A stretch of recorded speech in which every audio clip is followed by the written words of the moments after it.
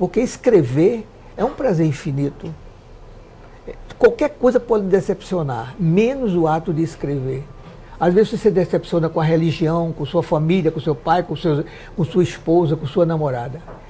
Escrever não, o ato de escrever não há exceção.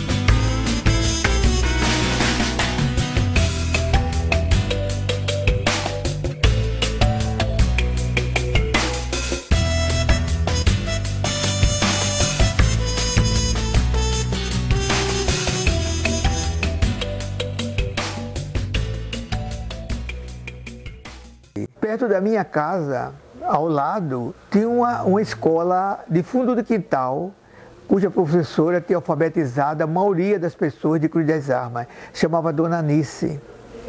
E foi então que um dia eu me aproximo da porta da casa dessa escola e a professora diz assim para mim: "O que é que você está fazendo aqui, menino?" Eu disse: "Eu sei ler." E ela me puxou pela orelha, quase me arrastando, e me deu um livro e eu li. Por que eu sabia ler? Eu não frequentava escola. É porque minha mãe, quando chegava do trabalho, me alfabetizou, me contava histórias de Trancoso, histórias de Papa Figo, várias histórias. E isso me despertou o meu interesse por livro. Mas na minha casa não tinha livro. E esse livro eu encontrei na escola de Dona Anice. E ela me permitiu que eu lesse. E eu devorei esses livros todos.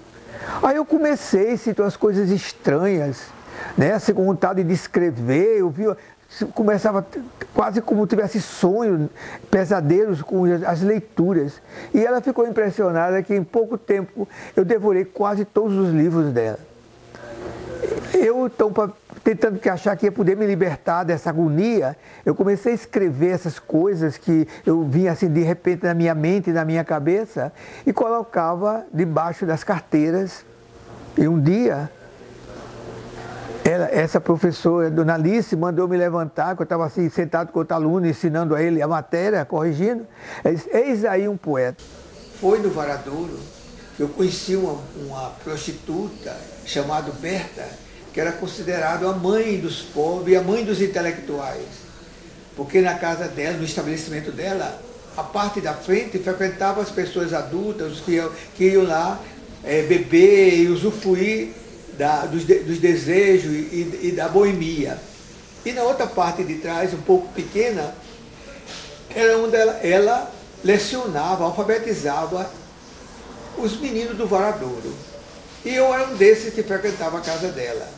E um dia, o juizado de menor invadiu a casa de Berta de manhã, porque tinha uma denúncia que ela estava desvirtuando as crianças. E quando o juizado de menor, com alguns policiais, chegaram à casa de Berta, pela parte de trás, onde ela lecionava as crianças, ele se deparou com Berta, as crianças numa mesa imensa, e Berta já tinha lanchado, que ela dava lanche, e ela ensinando, alfabetizando as crianças. A partir daí, Berta teve autorização de lecionar essas crianças.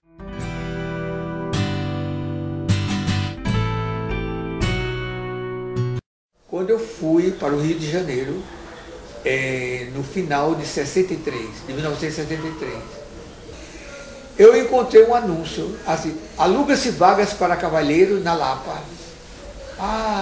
Aquilo me fez eu sonhar. Eu guardei isso como uma relíquia. Então, quando eu fui para o Rio de Janeiro, fui com esse endereço, na Lapa, Rua Telho, 27. Recentemente, agora em 2016, eu estive no Rio de Janeiro, ainda existe essa hospedaria. E foi assim que eu cheguei no Rio de Janeiro, com esse endereço dessa hospedaria. Eu não sabia não que era hospedaria, nunca tinha entrado na hospedaria.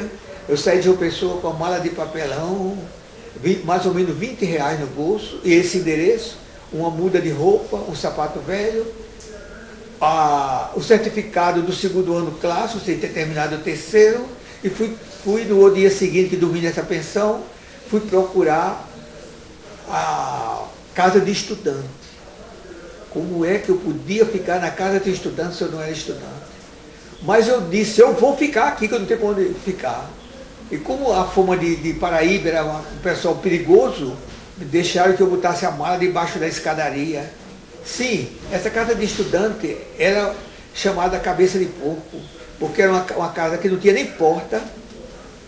E no dia seguinte que eu fui morar, guardei a mala lá, dormi debaixo dessa escada, eu fui procurar também onde era o restaurante universitário secundarista. Disse, olha, é o calabouço, é aqui perto.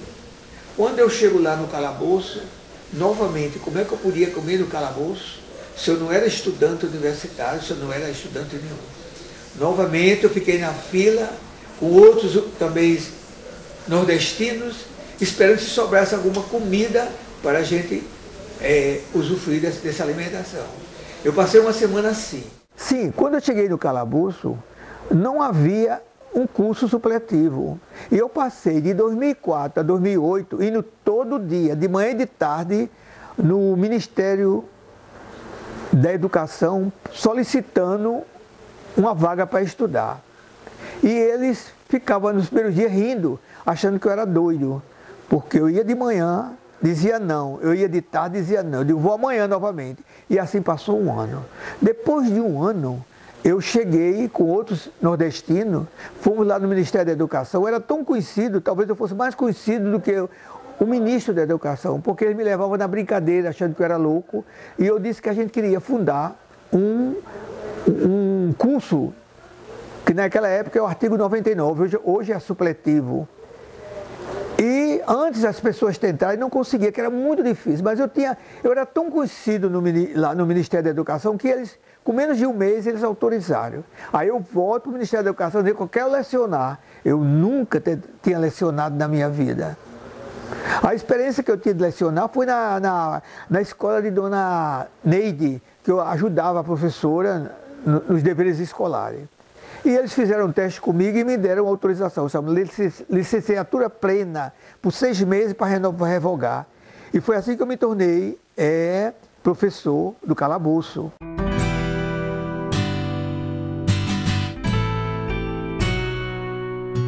Em 1º de maio de 1968,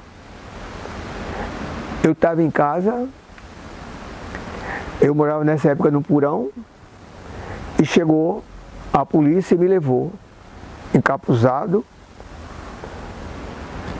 para as dependências da rua Barão de Mesquita, onde tinha o Deutsche Coide.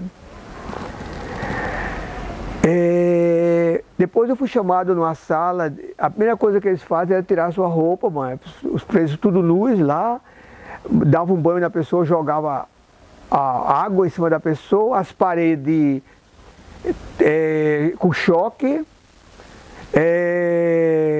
o chão cheio de fezes, as pessoas que estavam ali o tempo todo evacuando, não se segurava. O único anormal que estava ali naquela época, naquela hora, era eu, que ainda não tinha sido chamado para uma conversa lá, a saber, fazer um interrogatório. Chegou o momento, à noite, não sei que hora, eu estava cochilando, e me levaram. A me mostraram um retrato muito grande, eu acompanhando a passeata do enterro de S. Luiz. E perguntaram para mim, é você? Eu digo, é. Por que você estava lá? Eu digo, porque eu estudo, eu sou professor do calabouço. E por que você publica na tribuna da imprensa? Porque é o único jornal que publica meus textos. Você é comunista? Eu não tenho essa capacidade de ser comunista, porque o comunista é uma pessoa culto e humano. Talvez aqui eu estou numa condição de animal. E a partir daí, quando eu acordei, se eu tivesse o espelho, eu não me reconhecia. Eu estava com as mãos queimadas, saindo sangue da minha sobrancelha, que tinha um furado, e um olho furado assim de lado, ameaçado arrancar meu olho. O horrível de tudo isso é que eles tinham certeza que eu não fazia parte de nenhuma sigla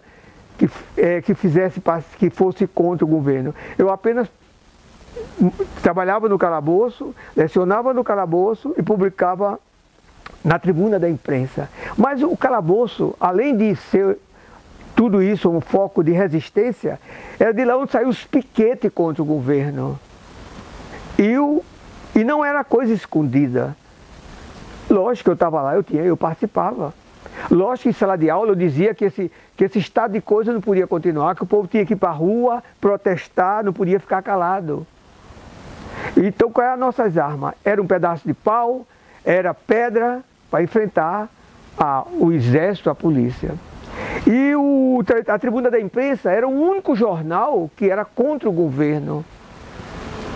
E muitas vezes a tribuna da imprensa saía somente com o nome do autor do texto e o resto tudo censurado. Eu ainda hoje tenho sequela dessa minha convivência lá, que eu fiquei quase 2 anos sem poder andar. E o pior de tudo isso é que eles sabiam que eu não era nenhum guerrilheiro, não era nada disso. E o que acho que irritou muito eles, a primeira prisão, é que no dia seguinte, quando eu fui solto, eu voltei para o calabouço todo arrebentado e a maioria das pessoas que eram presos se escondia.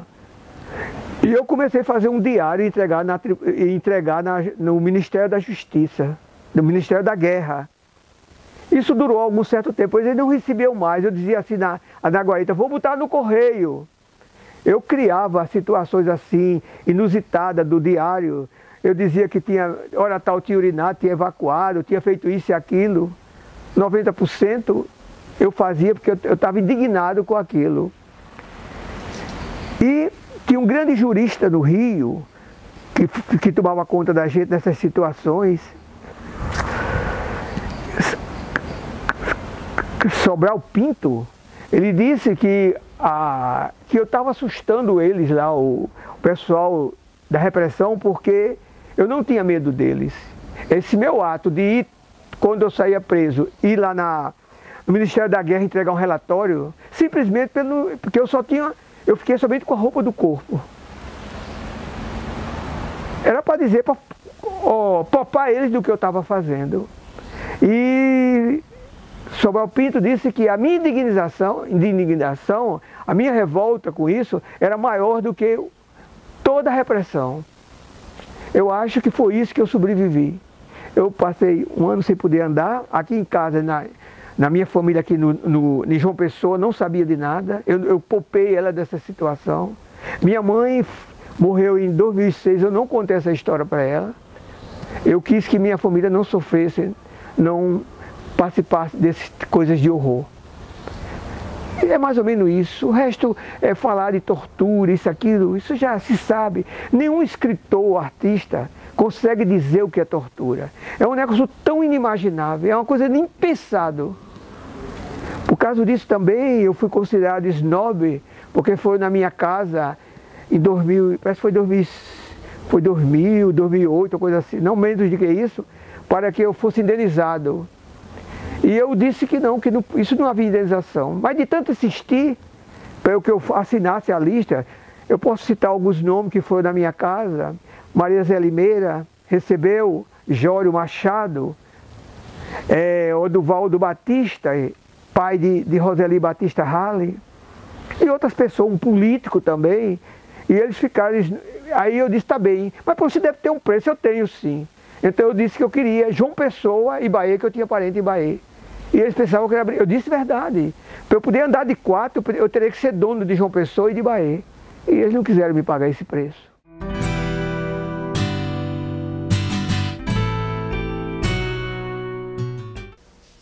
Eu saí de João Pessoa acreditando que favela fosse no morro, mas Jacarezinho era no chão. E esse trabalho que eu fiz em Jacarezinho foi que me deu o título de cidadão carioca por serviço prestado na área da educação. não recebi nenhuma ajuda de governo. Eu fiz um trabalho voluntário, que eu fui procurar o Pai Santo da região. Eu disse que queria alfabetizar e ele aceitou que eu fizesse isso. Aí depois ele me pediu que fizesse, se eu podia ensinar outras pessoas. Então eu preparei 10 pessoas. Essas pessoas se multiplicaram e chegou um ponto que toda a favela foi alfabetizada. Então é por isso que eu tenho o cidadão carioca.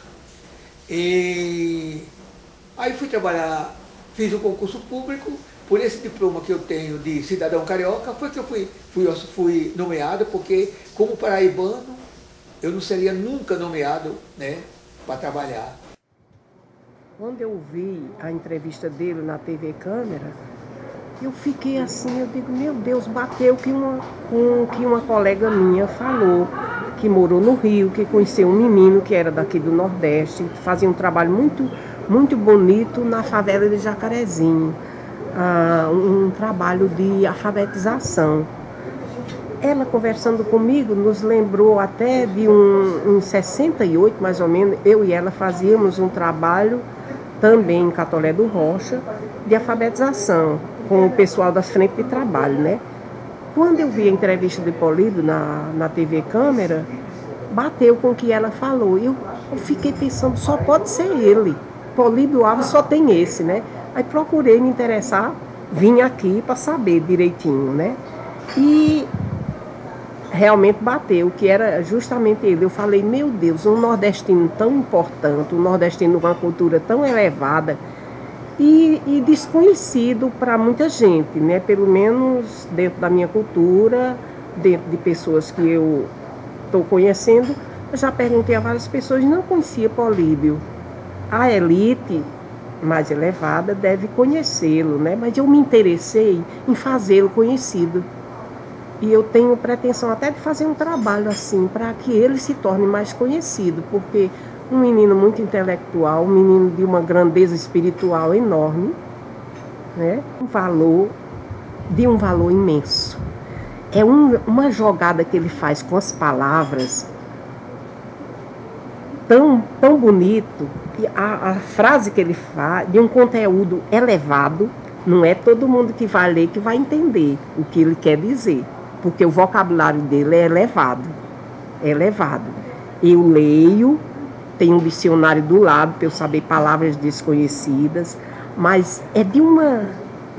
A formação das frases é de uma naturalidade tão grande que eu fico admirando. Eu comparo ele um pouco com a Nélida Pinon, da Academia Brasileira de Letras do Rio, né? Um linguajar elevado. É tanto que eu fico pensando assim, por isso que muita gente mais simples, que não teve um estudo mais elevado, talvez nem leia Políbio, porque precisa uma classe mais elitizada para ler e se interessar pela literatura dele. É o que eu, lendo, vi nisso na literatura do Políbio. De poesia que eu nunca tinha lido. Uma formação de frases assim, diferente da poesia tradicional, aquela mesmice. A minha impressão, depois que eu conheci pessoalmente, foi de um grande ser humano. Como escritor, de uma segurança muito grande na jogada das palavras, mas, acima de tudo, um ser humano formidável e talvez mal compreendido por muita gente. Eu percebi no interior dele assim uma sede enorme de ser mais conhecido, de ser mais valorizado, o que eu achei. Não sei se isso realmente... Eu sei que eu senti isso. É como se no fundo da alma dele, ele fosse um injustiçado. E ao mesmo tempo muito grato, porque ele conseguiu muito pelas origens dele, pelo histórico da vida dele, ele conseguiu muito. Chegar onde Políbio chegou, não é para qualquer um. Porque eu que saí dessa terra e fui para São Paulo em 70, 72, eu sei como o mundão é difícil de se viver. E a garra que esse homem tem de conseguir tudo que ele conseguiu na parte literária, é um grande homem, Políbio Alves. Um grande homem.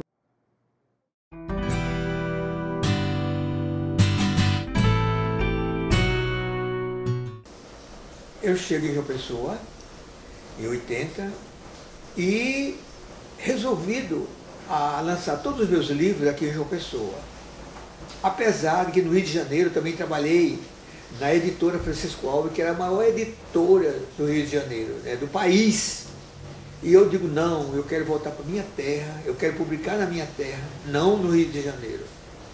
Aí eu volto, é quando eu descubro como eu fui ingênuo, porque os livros publicados na Paraíba, muitas das vezes, se ele foi lançado do Ponce Reis, ele não passa do Ponce Reis. Então, foi no Rio de Janeiro que eu escrevi Varadouro. Sim, outros livros que eu fui escrito no Rio de Janeiro, eles foram queimados, destruídos, quando eu fui preso. Então, quando eu chego aqui no João Pessoa, Elizabeth toma conhecimento do meu livro. Havia um edital para publicar livro e eu mandei Varadouro. Foi aí que Elizabeth tomou conhecimento desse livro. E ela fez um estudo muito sério sobre Varadouro. Aí foi tempo que Elizabeth saiu do Conselho de Cultura e esse livro não era publicado. Sim, quando eu cheguei em João Pessoa, eu cheguei milionário. Quando eu digo milionário, porque eu cheguei com dinheiro, eu saí daqui de João Pessoa morando numa casa de palha. E eu volto com o diploma de nível superior, com emprego federal, concursado, e eu tinha um apartamento no Rio que eu vendi para fazer a casa da minha mãe. E chego aqui em João Pessoa, pego todo o dinheiro, emprego nessa casa para minha mãe, você vê que não era muita coisa, não era nem um palacete, mas era uma casa digna de se morar. Eu saí de uma pessoa morando numa casa de palha e volto para morar numa casa de telha, na praia, em Manaíra. Então o que me sobrou de todo esse dinheiro que eu trouxe foi dinheiro para comprar um telefone público, fixo, não um telefone fixo. Então eu esperei 5 anos para publicar Varadouro e esse livro não saía, não era publicado. Então eu cheguei, vendi esse meu telefone fixo e só deu para fazer o miolo. Eu era tão inocente que eu não entendia nada de publicação. Aí eu, pronto, mandei fazer o miolo. Cadê a capa? Não tinha mais dinheiro para fazer a capa.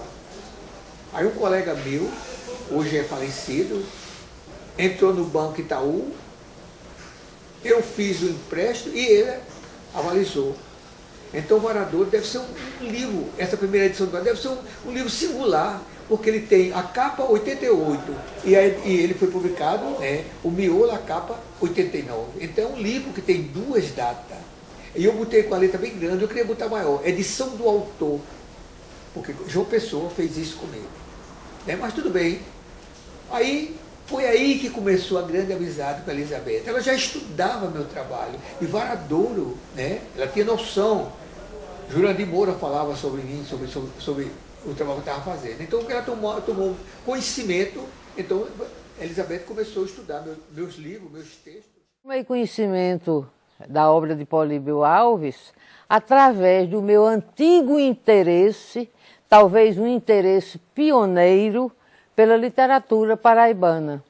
Então, ao eleger um repertório paraibano, numa espécie de pioneirismo, quando a academia, a universidade, considerava o território paraibano o celeiro de escritores menores, eu fui vanguardista e abri um leque de escritores menores e ali me deparei com Varadouro, que para mim é um poema épico que deve ser inserido em qualquer antologia nacional ou internacional, porque é um projeto estético e ao mesmo tempo histórico. Bem, O que Resta dos Mortos me despertou o interesse específico pela ficção paraibana, pelo caráter, pela dicção, vamos dizer, pelo sotaque socialista que existe no livro, onde o Políbio Alves sabe cruzar o discurso existencial com o discurso social numa verdadeira ode aos miseráveis.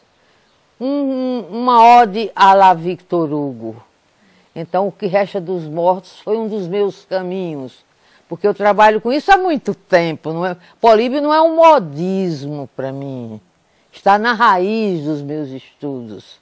E Varadouro me despertou para a canção épica, mas, sobretudo, para a valorização da cidade, que eu sou adepta de Michel Desserteaux, que é um crítico francês que estuda só a cidade, a urbis, a polis. Então, como eu já era memorialista, que tem o projeto Memória de Campina Grande, descobri o manancial que é Varadouro, do ponto de vista memorialístico, do ponto de vista épico e do ponto de vista estético, que é o verdadeiramente literário.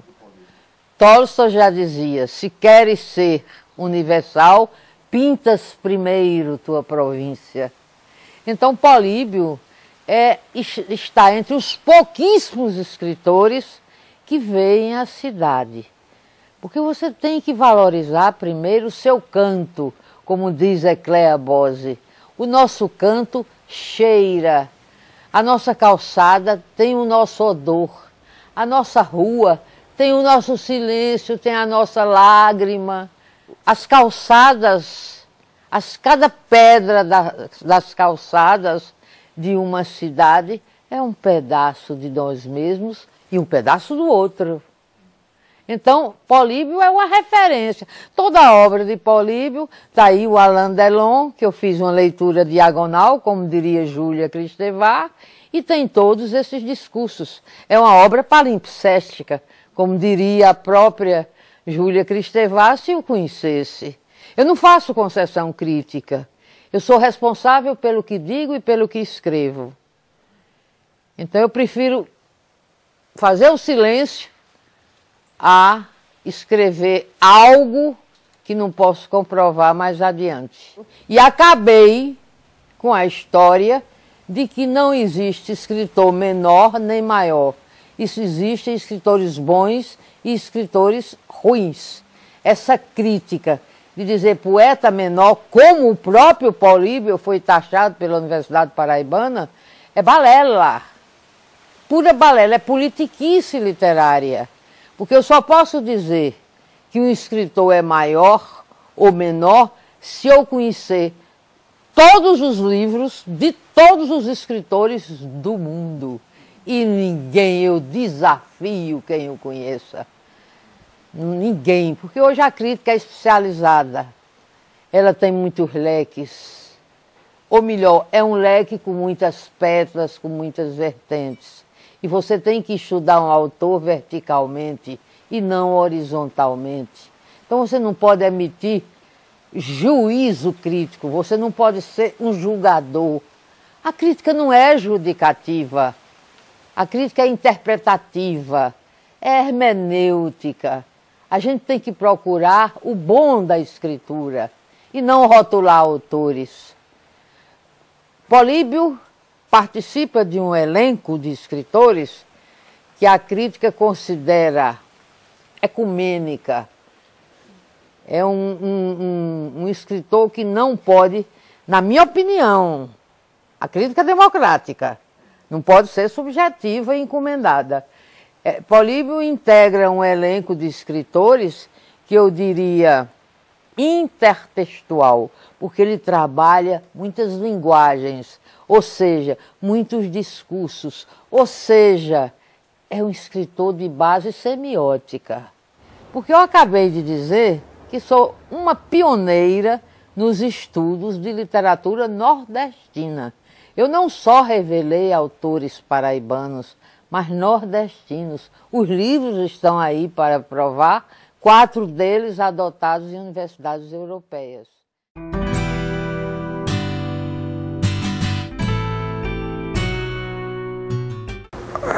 pessoas costumam me perguntar como meu livro chegou na Casa das Américas ou em outros países. Aqui em João Pessoa, existe uma professora, doutora Elizabeth Marinheiro, que em suas andanças pelo mundo, ela leva o texto do escritor, ainda desconhecido da mídia, ainda muitas das vezes renegado, né, ignorado pela universidade. E foi numa dessas andanças que meu texto chegou na Casa das Américas. Um dia eu recebi uma comunicação solicitando que eu mandasse mais 10 livros para que houvesse um julgamento, né, para fazer parte do acervo cultural da Casa das Américas.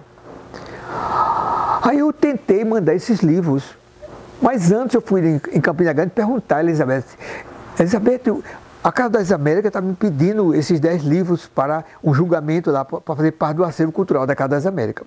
Ela disse, meu filho, vá correndo, pega um avião e vai levar esses livros. Aí contou, a Casa das Américas não é nenhum depósito de livros, são livros raros. Então eu tentei mandar esses livros, não conseguia. Porque os livros na época não chegavam em Cuba, porque era proibido chegar esse livro lá. Os livros eles mandavam para os Estados Unidos escolheriam se mandavam ou não. E teria que ser uma coisa certa.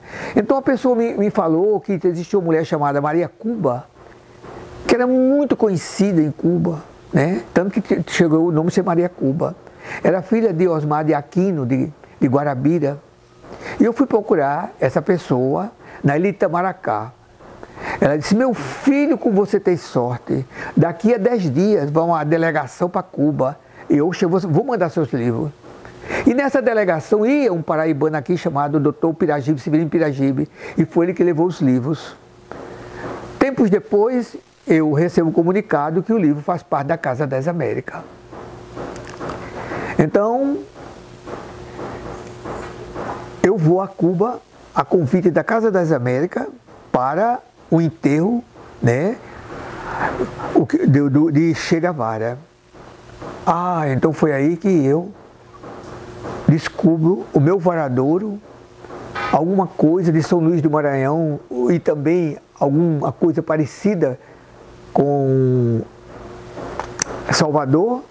Aí eu começo a me interessar, a estudar sobre a literatura cubana.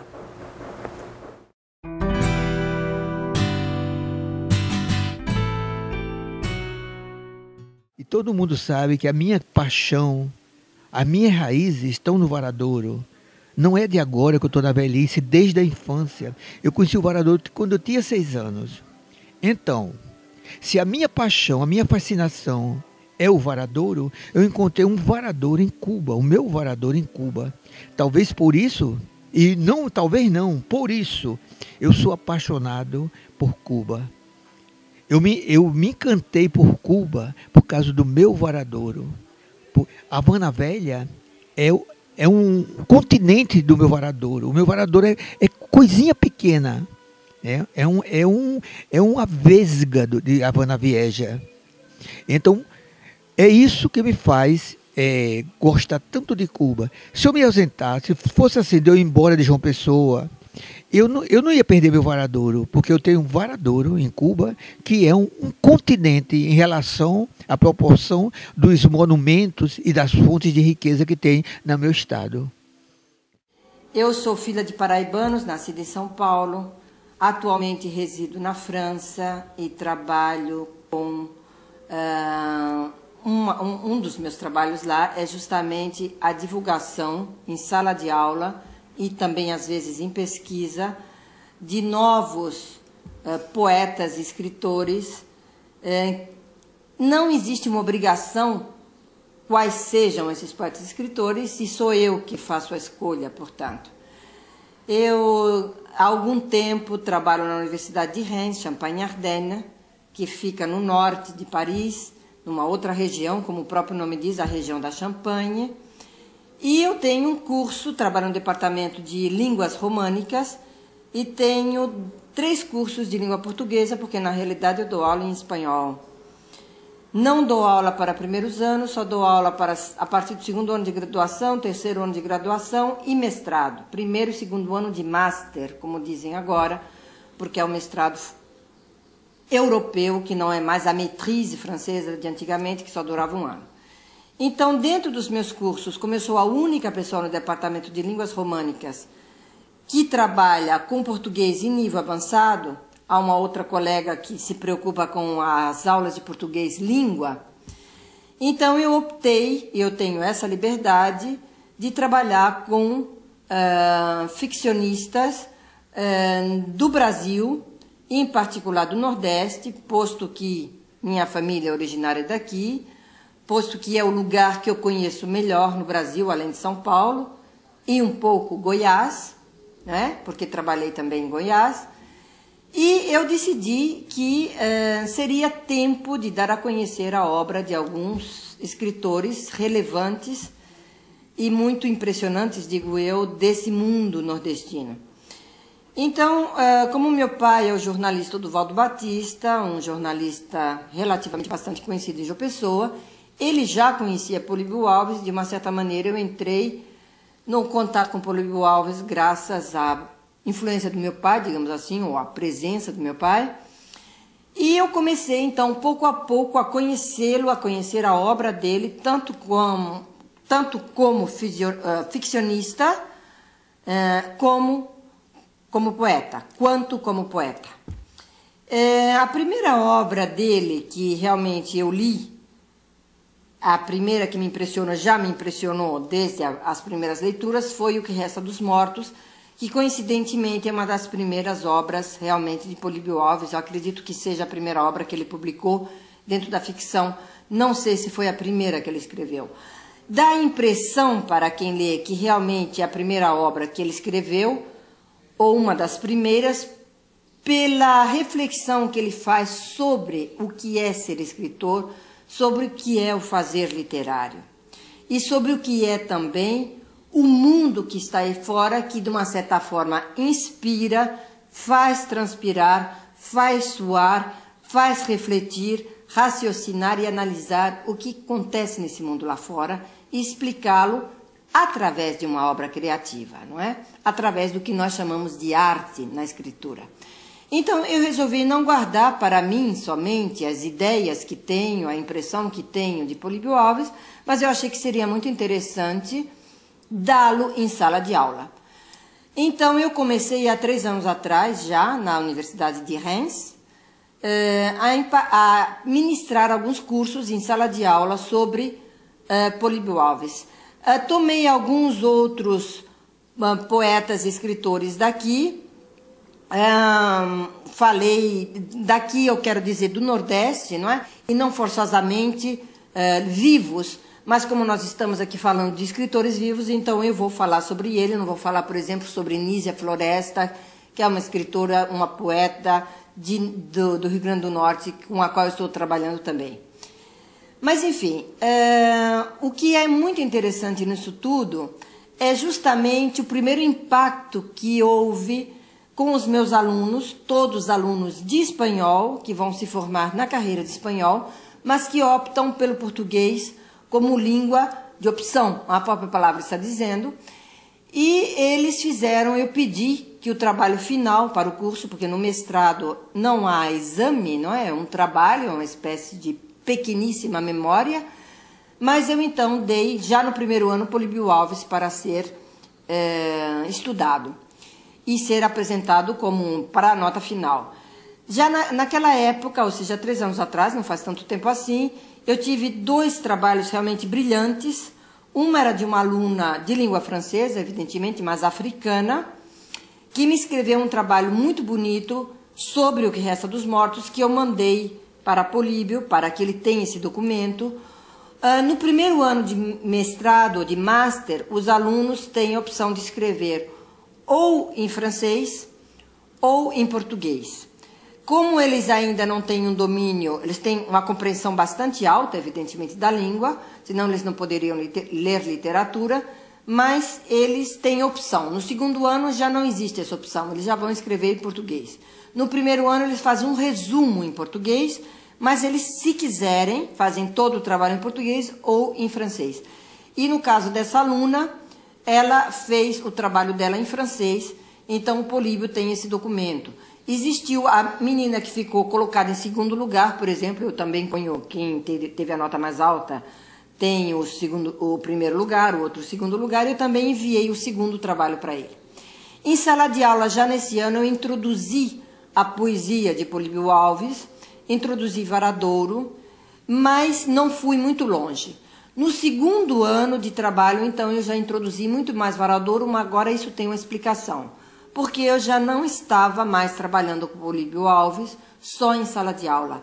Eu mesma já estava pesquisando sobre a obra dele, porque todo professor universitário e pesquisador na França faz parte de um seminário, deve fazer parte de um seminário, e eu faço parte do seminário de Maryse Renaud, da Universidade de Poitiers, que é um seminário que vai mudando a cada 2 anos de temática e onde Maryse, todo mundo, a estudar francês, ou esperar algum dia a tradução do meu artigo, que não é o único, evidentemente, nem vai ser o único sobre Varadouro, para ler e entender um pouquinho mais. Gostaria de dizer também que Políbio Alves não é o autor que escreveu a nova épica somente. Ele é um poeta de mão cheia, como se diz popularmente. Ele tem livros publicados, tem, se não me falha a memória, são 5, livros de poesia e livros de ficção, extraordinários. Eu estou, no entanto, agora lendo as obras inéditas de Políbio, que é um grande privilégio meu.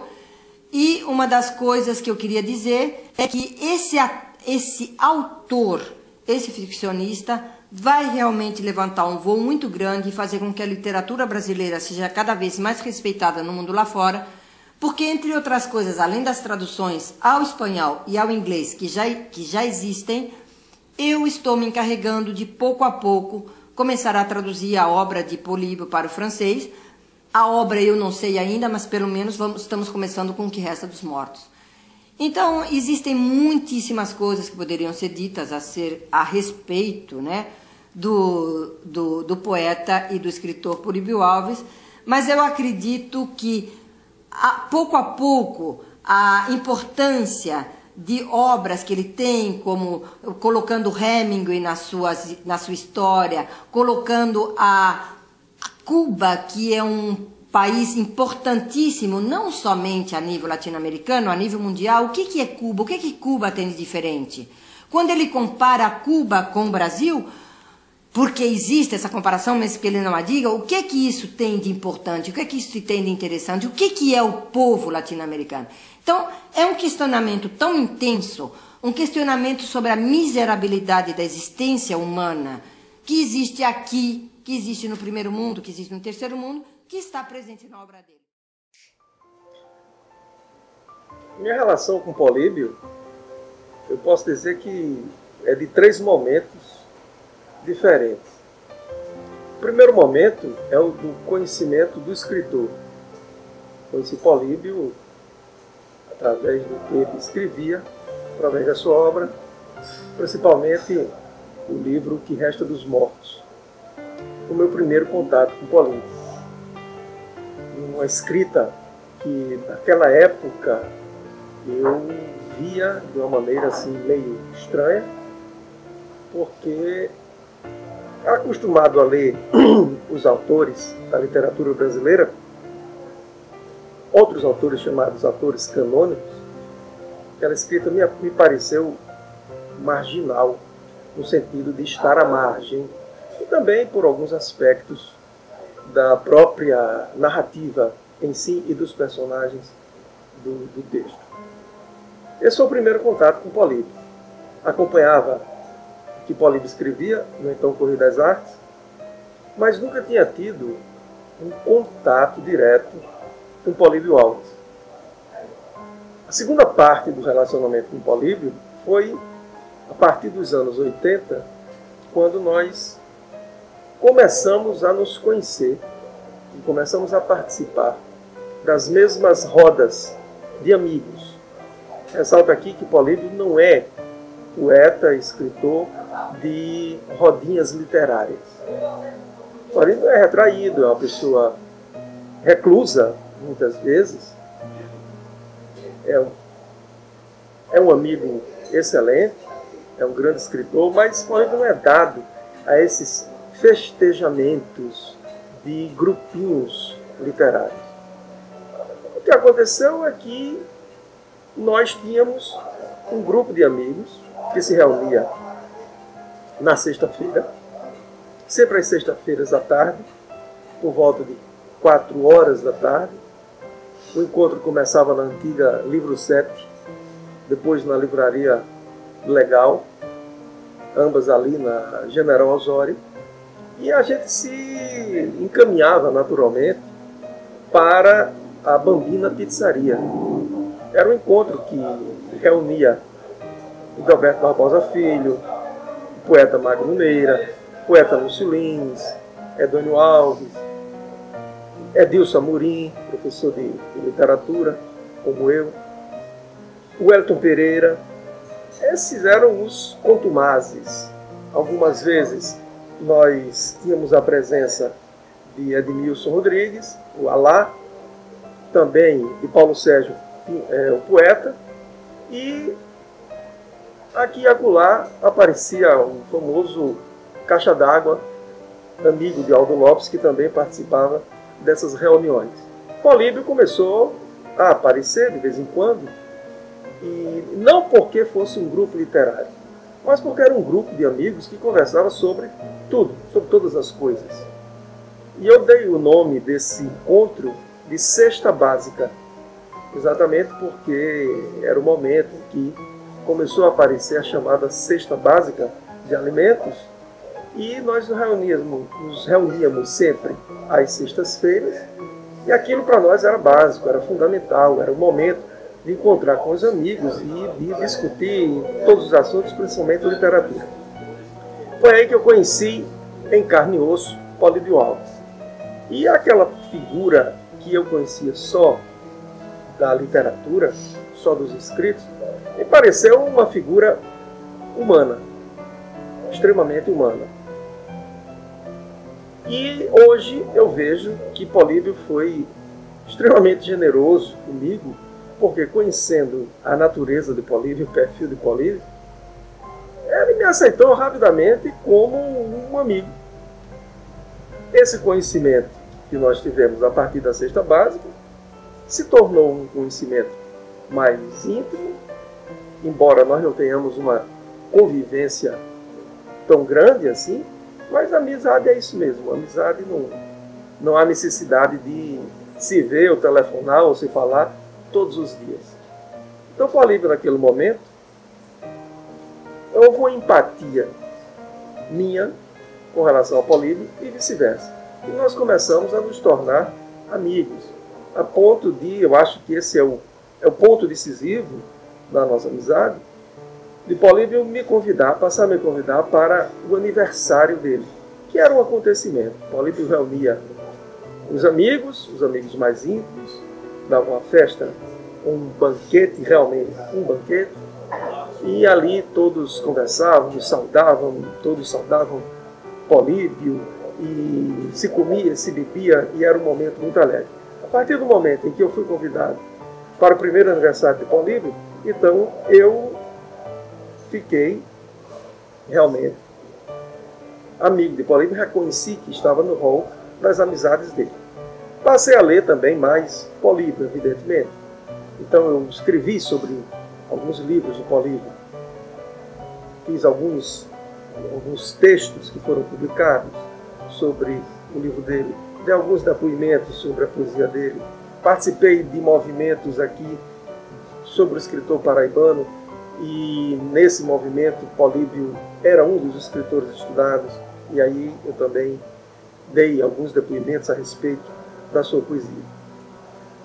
De modo que eu tenho hoje, no terceiro momento do relacionamento com Políbio, uma amizade sólida com Políbio. Passamos algum tempo sem nos ver, que é normal. Eu nas minhas atividades, Políbio nas atividades dele, Políbio nas suas viagens, eu nas minhas viagens. Políbio com essa ligação com Cuba, que de certo modo foi extremamente útil para ele porque o revelou para o mundo, né, através da publicação de sua obra em uma língua que é muito mais lida do que a língua portuguesa, que é a língua espanhola. E Políbio sempre trazia essas novidades para nós, e através de contatos diretos por telefone, nós nos visitávamos, ele ia lá em casa, ia na casa dele para conversar sobre isso. Teve inclusive a grande prova da amizade de Políbio, que não precisa de prova nenhuma, mas o fato de que ele me confiou os manuscritos de um livro que foi publicado recentemente sobre Cuba, a Habana Vieja. Eu li esse livro em primeira mão, eu estive com ele em primeira mão, fiz a leitura, conversei com o Políbio sobre ele. Eu acho que isso aí é uma coisa que foi uma dádiva para mim, porque afinal de contas, Políbio tem amigos muito mais antigos do que eu, a quem ele poderia ter confiado essa leitura. Enfim, nós estamos nessa fase da terceira relação de amizade, em que a amizade se consolidou. Nós somos amigos, e sempre vejo Políbio como uma figura extremamente humana. Políbio não é de conversinha, Políbio não é de fofoca, Políbio detesta essas picuinhas que tornam as pessoas menores. Políbio é um escritor que vive numa reclusão muitas vezes por escolha, por opção, mas também entendo pelo fato de que precisa ler, precisa estudar, precisa fazer a sua obra, precisa escrever. Políbio vive a vida de escritor, e não é possível viver uma vida de escritor se estiver fazendo esses movimentos de grupinhos literários para sair todos os dias nos jornais ou ficar aparecendo sem necessidade. Essa é a minha história com Políbio. Eu escrevo para não morrer de silêncio.